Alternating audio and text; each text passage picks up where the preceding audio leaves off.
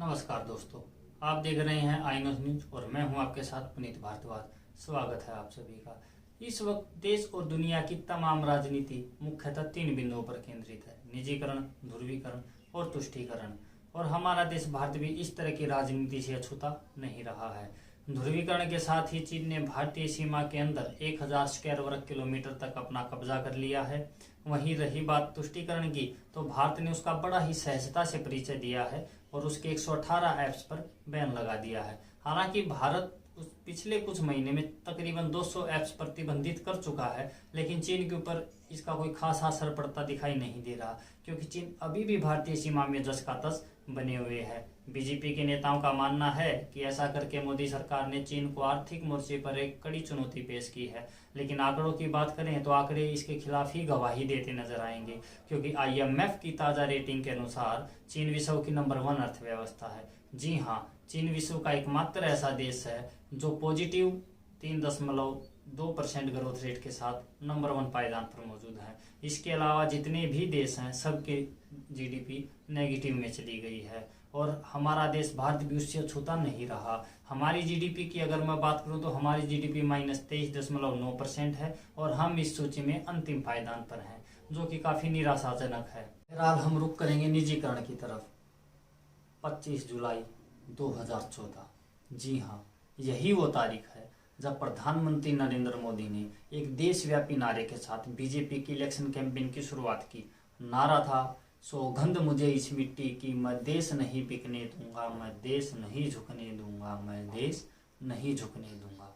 लेकिन हुआ क्या? हर वो चीज़ बिक गई जिसका ताल्लुक भारत से था, जिसके नाम के पीछे इंडिया लिखा हुआ था। फिर चाहे वो एयर इंडिया हो, BPCL हो, HPCL हो, NTPC हो, ONGC हो, पावर ग्रिड हो, सब कुछ बिक चुका है इस देश में। और अब इस फहरिस्त में एक नाम और जुड़ गया है, भारतीय रेलवे।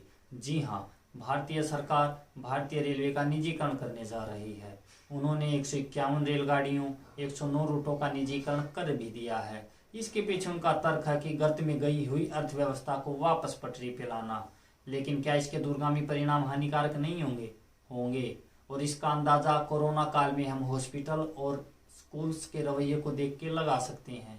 जब प्रधानमंत्री नरेंद्र मोदी PM केयर्स में दान देने के लिए अपील कर रहे थे, जब उन्होंने एक आदेश जारी किया कि कोई भी स्कूल फीस नहीं लेगा, कोई भी हॉस्पिटल ज़्यादा बिल वसूल नहीं करेगा, लेकिन हुआ क्या?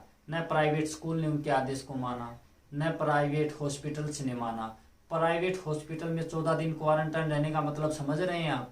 कम से कम 15 लाख रुपए का बिल आना, यानी कि प्रत्येक व्यक्ति से प्रत्येक दिन 1 लाख रुपया बिल का वसूला जा रहा है। आपको क्या लगता है, देश का एक बहुत बड़ा तबका, एक गरीब तबका, क्या प्राइवेट हॉस्पिटल से वो सुविधाएं ले पा रहा है?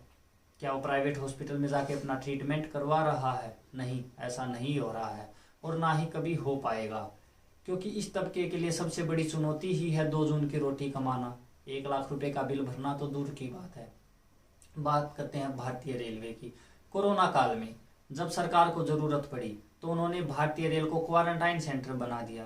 अब आप जरा सोचिए, जरा कल्पना कीजिए कि अगर यही रेलवे प्राइवेट होती तो क्या भारतीय सरकार उसका क्वारंटाइन सेंटर बना पाती?